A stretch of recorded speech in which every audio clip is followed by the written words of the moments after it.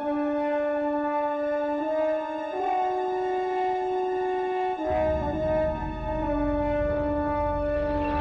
Front de libération du Québec n'est pas Messie, ni un Robin des Bois des temps modernes. C'est un regroupement de travailleurs québécois qui sont décidés à tout mettre en œuvre pour que le peuple du Québec prenne définitivement en main son destin. Le Front de libération du Québec veut l'indépendance totale des Québécois, réunis dans une société libre et purgée à jamais de cette pique de requins voraces, les big boss patroneux et leurs valets qui ont fait du Québec leur chasse gardée de cheap labor et de l'exploitation sans scrupule. Le Front de libération du Québec n'est pas un mouvement d'agression, mais la réponse à une agression, celle organisée par la haute finance, par l'entremise des marionnettes des gouvernements fédéral et provincial, le Soda Drinks, le Bill 63, la carte électorale, la taxe dite de progrès social, Power Corporation, l'assurance médecin, le Front de libération du Québec s'autofinance d'impôts volontaires, prêter à même les entreprises d'exploitation des ouvriers, banques, compagnies de finance, etc. Citation. René Lévesque, 29 avril 1970. Les puissances d'argent du statu quo, la plupart des tuteurs traditionnels de notre peuple, ont obtenu la réaction qu'ils espéraient, le recul plutôt qu'un changement pour lequel nous avons travaillé comme jamais, pour lequel on va continuer à travailler. Fin de la citation. Nous avons cru un moment qu'il valait la peine de canaliser nos énergies, nos impatiences, comme le dit si bien René Lévesque, dans le Parti québécois. Mais la victoire libérale montre bien que ce qu'on appelle démocratie au Québec n'est en fait depuis toujours que la démocratie des riches. La victoire du Parti libéral en ce sens n'est en fait que la victoire des faiseurs d'élections, Simard, Cochrane. En conséquence, le parlementarisme britannique s'est bien fini et le Front de libération du Québec ne se laissera jamais distraire par les miettes électorales que les capitalistes anglo-saxons lancent dans la basse cour québécoise à tous les 4 ans. Nombre de Québécois ont compris et ils vont agir. 100 000 travailleurs révolutionnaires organisés et armés. Oui, il y en a des raisons à la victoire libérale.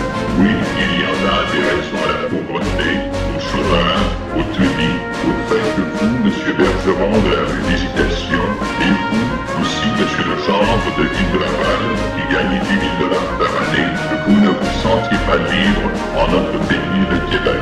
Oui, il y en a des raisons, et les gars de la Nord les connaissent, les pêcheurs de la Gaspésie, les travailleurs de la Côte-Nord, les mineurs de la Malinois, de Québec Captive Mining, de la Noranda, les connaissent eux aussi ces raisons. Et les braves travailleurs de Cabano, que l'on a tenté de fourrer une fois de plus, en simple état de raison.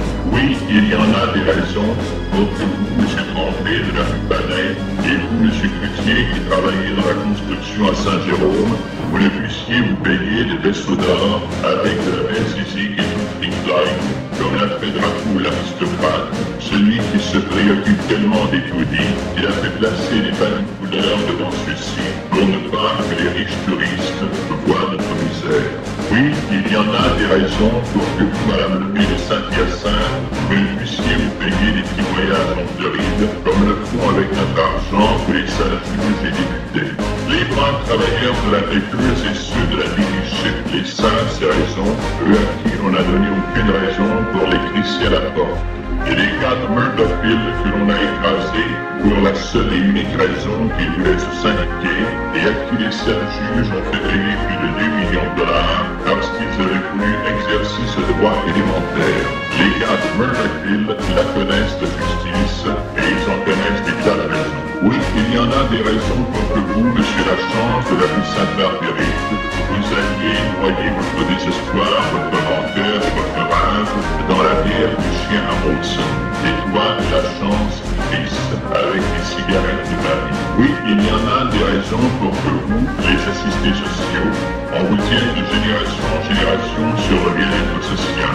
Il y en a des tas de raisons, les travailleurs de la Downtown à Windsor et à East Angus des Saints, et les travailleurs de la Squid et de la Harris, et les gars de la Régie des alcools et ceux de la Severa et de Victoria Precision, et les peuples de la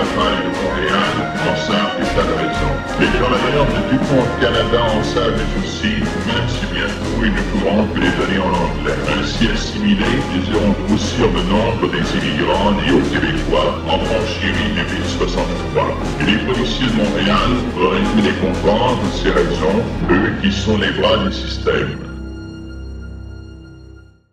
Ils auraient dû s'apercevoir que nous vivons dans une société terrorisée parce que sans leur force, sans leur violence, plus rien ne fonctionnait de cet octobre. Nous en avons soufflé du fédéralisme canadien qui pénalise les producteurs laitiers du Québec pour satisfaire aux besoins anglo-saxons du Commonwealth, qui maintient les grands chauffeurs de taxi de Montréal dans un état de demi-esclave en protégeant honteusement le monopole exclusif de l'éclairant Barry Hill et de son propriétaire assassin Charles Hirshhorn et de son fils Paul, qui à maintes reprises le soir du 7 octobre arracha des mains de ses employés le fusil du calibre 12 pour tirer sur les chauffeurs et blesser ainsi mortellement le caporal Dumas, tué en tant que manifestant, qui pratique une politique insensée des importations en jetant un à un dans la rue les petits salariés des textiles et de la chaussure, les plus bafoués du Québec au profit des poignées de movie moneymakers roulant Cadillac, et place la nation québécoise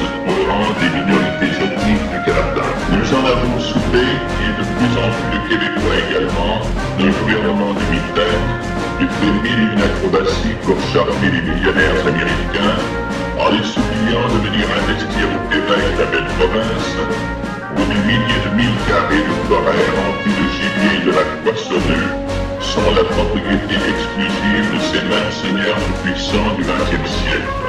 De l'hypocrite à la Bourassa, qui s'appuie sur les blindés de la Brinks, le véritable symbole de l'occupation étrangère du Québec, pour tenir les pauvres natives québécois dans la peur de la misère et du chômage auquel nous sommes tant habitués. De nos impôts que l'envoyé d'Ottawa au Québec veut donner aux bosses anglophones pour les inciter, ma chère, à parler français, à négocier en français. Repeat after me. Cheap labor means main-d'œuvre à bon marché. Des promesses de travail et de prospérité, alors que nous serons toujours les serviteurs assidus et les lèche-bottes des big shops, de temps qu'il y aura des Westmount, des Town of Mount Royal, des Hampstead, des Outremont, tous ces véritables chapeaux forts de la haute finance de la rue Saint-Jacques et de Wall Street, tant que nous tous Québécois n'aurons pas chassé par tous les moyens, y compris la dynamite et les armes, ces décotes de l'économie et de la politique, prêts à toutes les bassesses pour mieux nous fourrer. Nous vivons dans une société d'esclaves terrorisés par les grands patrons Steinberg, Clark, Bronfman, Smith, Neeple, Clemens, Geoffrion, J.L. Lévesque, Hirshhorn, Thompson, Nesbitt, Desmarais, Kierans. À côté de ça, Rémi Popol, la Garcette, la Coule-Deuil, Bourassa, le Sera, les Cimards, Carreau, Trudeau, la Tablette, c'est des pilotes. Terrorisés par les paiements remboursés à la House of Finance, par la publicité des grands maîtres de la consommation, Eaton, Simpson, Morgan, Steinberg, General Motors, terrorisés par les lieux fermés de la science et de la culture que sont les universités et par leurs saints directeurs. Nous sommes de plus en plus nombreux à connaître et à subir cette société terroriste, et le jour s'en vient où tous les Westmount du Québec disparaîtront de la carte. Travailleurs de la production des mines et des forêts, travailleurs des services, enseignants et étudiants, chômeurs, prenez ce qui vous appartient, votre travail, votre détermination et votre liberté. Et vous les travailleurs de la General Electric, c'est vous qui faites fonctionner vos usines, vous seuls êtes capables de produire sans vous General Electric n'est rien. Travailleurs du Québec, commencez dès aujourd'hui à reprendre ce qui vous appartient, prenez vous-même ce qui est à vous. Vous seuls connaissez vos usines, vos machines, vos hôtels, vos universités, vos syndicats, n'attendez pas d'organisation miracle. Faites vous-même votre révolution dans vos quartiers, dans vos milieux de travail. Et si vous ne le faites pas vous-même, d'autres usurpateurs, technocrates ou autres remplaceront la poignée de fumeurs de cigares que nous connaissons maintenant, et tout sera à refaire. Vous seuls êtes capables de bâtir une société libre. Il nous faut lutter non plus un à un, mais en s'unissant jusqu'à la victoire avec tous les moyens que l'on possède, comme l'ont fait les patriotes de 1837-1838, ceux que notre Sainte Mère l'Église s'est empressée d'excommunier pour mieux se rendre aux intérêts britanniques.